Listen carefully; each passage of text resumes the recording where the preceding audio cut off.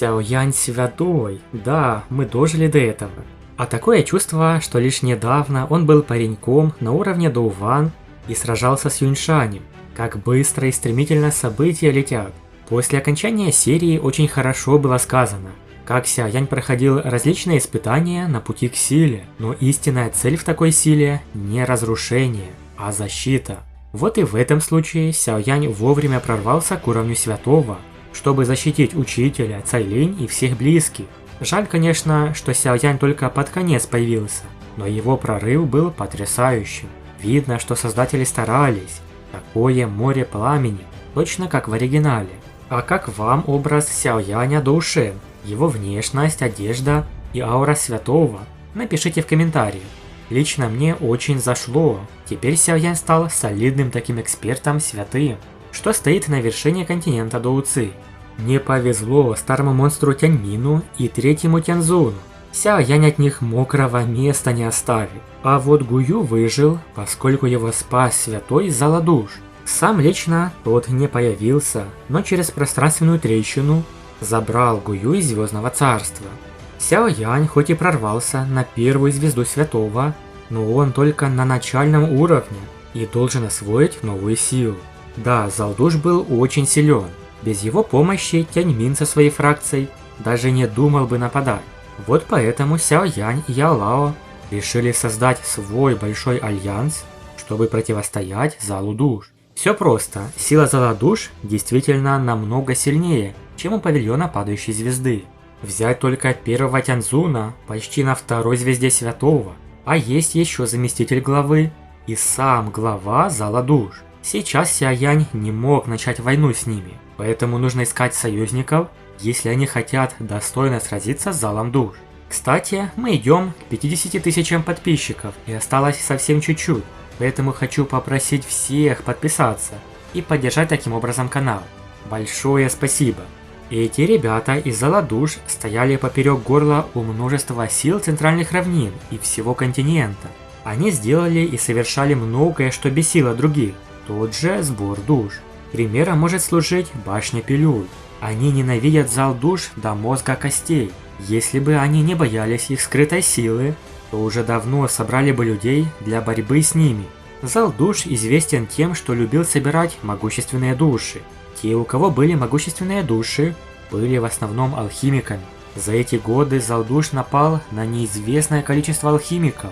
Башня пилюль была в курсе всех этих нападений, но они просто терпели.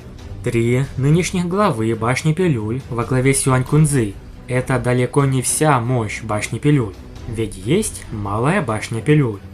Хотя башня пилюль внешне может показаться не слишком развитой, в ней есть несколько членов, составляющих элитное ядро. И это далеко не 3 ее глав, которых мы знаем, а именно лидер Сюань Кунцзы, Сюань И и Тянь Лэйцзы. Они находились на пике 9-й звезды почтенного воина, хотя Сюань Кунцзы к этому времени прорвался в уровень мнимого святого. Но этой силы едва хватит, чтобы устрашить Зал Душ либо другие могущественные фракции. Ведь первый Тяньзун Зала Душ и его глава уже были в классе святого Доушен. Так в чем причина неприкасаемости башни пилюль? Все дело в том, что это только внешняя сила. Если бы они обладали только этой маленькой мощью, как башня эликсиров могла бы стать святой землей для всех алхимиков? Как они могли стоять наравне с Залом Душ? Яолао, естественно, намного лучше понимал силы башни пилюль и поведал эту информацию Сяояню. Обычный человек знает только о башне пилюль во главе с 3 известными всем лидерами. Но лишь немногие знают о меньшей башне пилюль, внутри башни пилюль. Она называется «Малая башня пилюль». Вот тут и скрывается истинная сила, или элитное ядро башни эликсиров. Сяоянь, конечно же, был немало удивлен. Это был первый раз, когда он слышал о так называемой «меньшей башне пилюль». Причина в том, что не так много людей могут попасть в эту малую башню пилюль. В прошлом Сяоянь едва ли соответствовал необходимым требованиям. Это потому, что первое требование, чтобы войти в меньшую башню пилюль, умение создавать пилюли 8-го ранга, которые могут вызывать молнии 7 цветов. В то же время душа человека должна была достичь духовного состояния. Молния пилюль 7 цветов, душа духовного состояния. Эти требования действительно довольно суровые. Сяо Янь покачал головой. Прежде чем он прорвался на уровень святого, ему было трудно приготовить пилюлю 8-го ранга, которая могла бы вызвать молнию 7 цветов. Следовательно, он в прошлом не обладал квалификацией для входа в меньшую башню пилюль. Люди внутри малой башни пилюль являются истинным ядром башни пилюль. Их существование – причина, по которой зал душ никогда не делал ничего плохого с башней пилюль. Эти монстры все очень старые люди. Даже Яо Лао должен поклониться и поприветствовать некоторых из них при встрече. Яо Лао в прошлом был некоторое время внутри меньшей башни пилюль, но он не привык к той атмосфере, поэтому в конечном итоге ушел. Какой силой обладают эти алхимики? Великий совет старейшин, состоящий из 7 человек, мог считаться высшим руководящим органом меньшей башни пилюль. Каждый из них обладал невероятно высоким статусом. Кроме того, все они были отобраны малой башней эликсиров, а значит, их заслуги признали. Поэтому все алхимики уважали их. Сяо Янь просмотрел всех 7 стариков. Бегло пройдясь по ним взглядом, он остановился на конкретной 4. Среди 7 алхимиков их ауры ощущались особенно могучими, особенно от равнодушного старика в самом центре. Он заставил Сяо Яня отвести взгляд. 2 мнимых святых среднего уровня, 1 мнимый святой высшего уровня и святой 2 звезд начального уровня. Вот какова истинная сила башни эликсиров. Неудивительно, что они сравнимы с залом душ. Только представьте, какая сила на самом деле скрывалась в башне пилюль. Только среди старейшин малой башни было 3 мнимых святых и 1 святой 2 звезд. И это мы еще не говорим о истинном лидере или предке башни. Это будет первый союзник Большого Альянса Сяо Янь. Второй – это Долина Горящего Пламени. Она не так проста, как кажется. Дело в том, что ее основатель когда-то был могущественным существом, которое не было слабее, чем предок Сяо Сюань. И даже сейчас у Долины Горящего Пламени также имеется предок. Эта персона ранее обладала силой мнимого святого высокого уровня, но сейчас, кажется, он уже достиг уровня святого. Нам об этом не говорили, но глава Танжэнь далеко не сильнейший в Долине Горящего Пламени. Сяо Янь крайне удивился этому. Он наконец понял, что недооценивал эти фракции, которые существовали на центральных равнинах в течение многих лет. В трейлере нам показали этого предка Долины Горящего Пламени. Его зовут Хо Юнь. Согласно оригиналу, этот старик был несколько странный. Он не занимался мирскими делами много лет. И придется использовать некоторые трюки, чтобы заставить его присоединиться к Альянсу. Кроме того, этот старик когда-то получил чрезвычайно серьезную травму, которая привела к осложнениям, которые существуют до сих пор. Так что Сяо Янь обещал решить его проблему, и в итоге тот от лица всей Долины Горящего Пламени присоединился к Альянсу. Сяо Янь был крайне доволен. Фракции, с которыми они могли бы сформировать союз, обладали силой, которая намного превзошла его ожидания. Если бы они смогли сформировать большой альянс со всеми из них, этот союз, несомненно, стал бы суперфракцией центральных равнин. Дело с альянсом должно быть завершено до того, как появится очищающее пламя лотоса. Просто полагаться только на Сяо Яня было бы недостаточным. Свирепый тигр не смог победить стаю волков. Предок Сяо Яня, Сяо Сюань, использовал свой личный опыт, чтобы научить Сяо Яня обоснованности этого утверждения. Следовательно, он должен был решить вопрос с Альянсом как можно скорее. Но прежде чем отправиться в башню пилюль и Долину Горящего Пламени, Сяо Янь хотел окончательно решить вопрос с нападавшими. Он был готов мстить врагам, что напали на павильон, включая всех, кто примкнул к Альянсу Духовной Реки. Это союз секты Глубокого Неба, Долины Ледяной Реки, Павильона Ветра и Молний и некоторых других известных сект центральных равнин. Он был создан для противостояния Павильону Падающей Звезды, но после победы Павильона Падающей Звезды в войне Сяо Яню пришлось уничтожить 20 сект одну за другой, и многие фракции внутри Альянса дезертировали и в конечном итоге помогли Павильону Падающей Звезды отомстить, чтобы спасти свою шкуру. После того, как Сяо Янь пробился в класс святого Доушен, он совершил ряд важных дел, которые даже повлияли на расстановку сил центральных равнин. Первая битва Сяо Яня после прорыва к святому была поистине взрывной.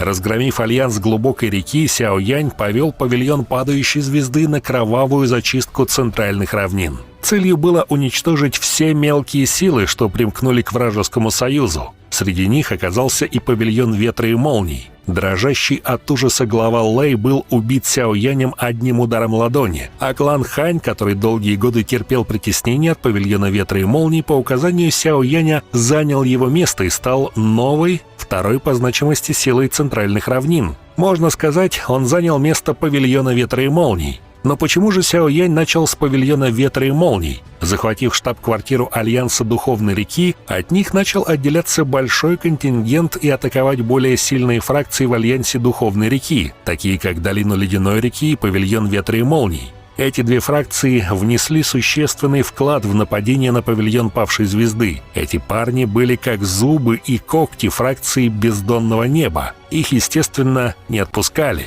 На этот раз Сяо Янь и Яо Лао ликвидировали эти фракции в качестве сдерживающего фактора. Вторым врагом Сяо Яня после павильона ветра и молний, уничтоженным в этом кровавом походе, была хорошо нам известная Долина Ледяной реки.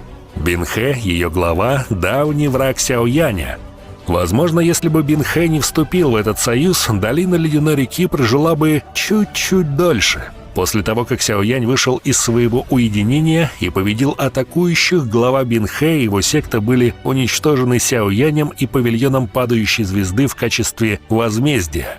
За короткие 3 дня Сяо Янь на своем новом уровне силы полностью стер с лица земли более 20 фракций, устроив полную зачистку центральных равнин. Естественно, ему не обязательно было делать все самому лично. В некоторые фракции достаточно было послать несколько высокоуровневых почтенных воинов, чтобы смести ее с лица земли. Хотя своих особых врагов Сяо Янь уничтожил лично, как, например, главу Лэя из павильона ветра и молний.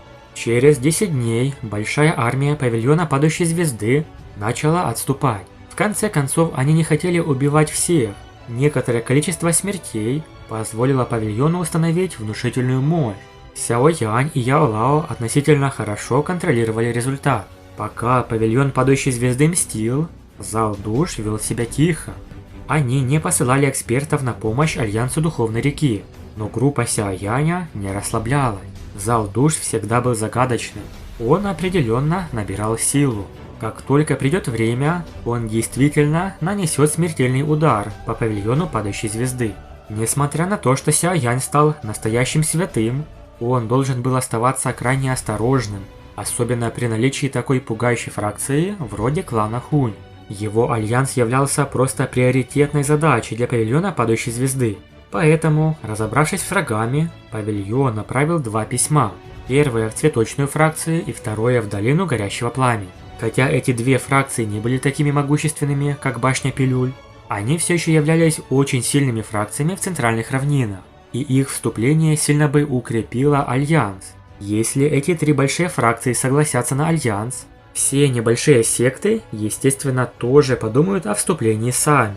Сяо Янь молча наблюдал, как фигуры быстро исчезают с неба. Он держал обе руки за спиной. Все, что они могли сделать, это спокойно ждать их возвращения. Если они не смогут убедить цветочную фракцию или долину горящего пламени, их альянсу ничего не удастся. События в цветочной фракции. Слабый цветочный аромат в большом зале цветочной фракции. Там сидела всего пара фигур.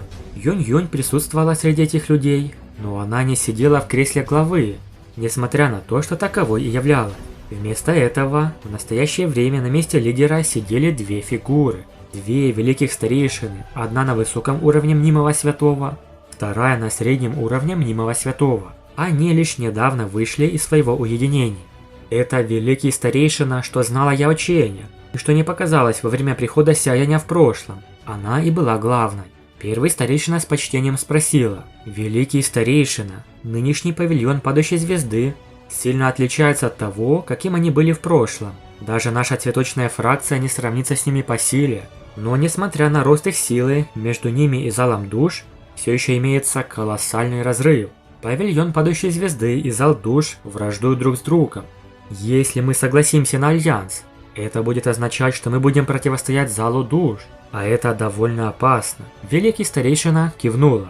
«Я бы никогда не догадалась, что Яо Чен не только не умер, но даже достиг высокого уровня мнимого святого, а его ученик еще более пугает. Он превзошел Яо Ченя и достиг уровня святого. Их общая сила действительно больше, чем у нашей цветочной фракции. Но вот зал душ... И тут вмешалась Юнь-Юнь. Альянс может быть немного рискованным, но он принесет пользу нашей цветочной фракции. В течение этих лет мы часто подавлялись фракцией бездонного неба. Если мы действительно согласимся на альянс, наша сила, несомненно, снова вырастет. Несмотря ни на что, Юнь-Юнь хотела встать на сторону Сяо-Яня. Великий старейшина посмотрела на Юнь-Юнь. Ходят слухи, что у тебя и Сяо-Яня были какие-то отношения.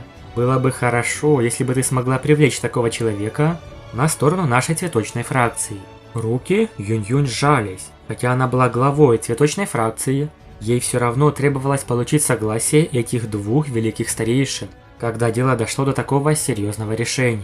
Юнь-Юнь делала все возможное, чтобы действительно заставить цветочную фракцию стать с павильоном падающей звезды союзниками. Наконец, две старейшины ответили: «Вступай в альянс, сражайся с залом душ».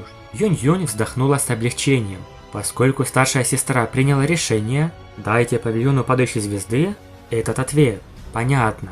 Все старейшины почтительно ответили, услышав этот приказ. Далее события в долине горящего пламени. Альянс, бороться с залом душ, кто будет противостоять им без причины? Не получится. Попросите их уйти. Глубоко в долине горящего пламени старик с огненно-рыжими волосами взмахнул письмом в руке. Глава Танжэнь и Танхуэр стояли рядом. Что? Сяо-Янь святой одной звезды? И ему около 20 с чем-то лет? Пусть он женится на Танхуэр, и я соглашусь на союз. Танхуэр смущенным гневом крикнула ему: «Старик, ты должен беспокоиться, что никто не отравит тебя, если ты продолжишь изливать чепуху. Способность достичь такого достижения в таком возрасте указывает на то, насколько выдающимся стал Сяо-Янь. И он даже смог заручиться вашей поддержкой. Но что важнее всего, павильон падающей звезды пообещал, что если предок согласится на альянс, они могут решить возникшие проблемы в его теле. Вот это уже заинтересовало старика с рыжими волосами. Этот малыш Сяо-Янь неплох. Без его обещания помочь с моей травмой, я бы никогда не согласился на альянс. Наконец предок Хо-Юнь поднялся со стула. Уже много лет прошло с тех пор, как я показывал себя. Интересно, этот континент все еще помнит мое имя, предка Хо-Юня. Что ж, собирается хорошая такая компания. Цветочная фракция и Долина Горящего Пламени согласились на заключение альянса. Сяо-Янь выслушал отчет старейшин посреди главного зала павильона падающей звезды. Он резко подскочил, выражая на лице радость. Сяо-Янь, Цайлинь и остальные облегченно вздохнули. Начинать всегда тяжело, но за счет хорошего начала намного проще справиться с последствиями. Цветочная фракция и Долина Горящего Пламени владеют громкой репутацией на центральных равнинах. Их участие определенно увеличит репутацию Альянса. А теперь пора идти в башню Пилюль. Это получается, Яла встретится с Сюань-И своей давней любовью. Какой будет эта встреча и что произойдет в башне Пилюль? Рассмотрим в следующем ролике, поскольку это видео и так очень большое. Поставьте, пожалуйста, побольше лайков за мои старания. Спасибо за просмотр, подписывайтесь на канал. Мы идем к 50к. И всем пока!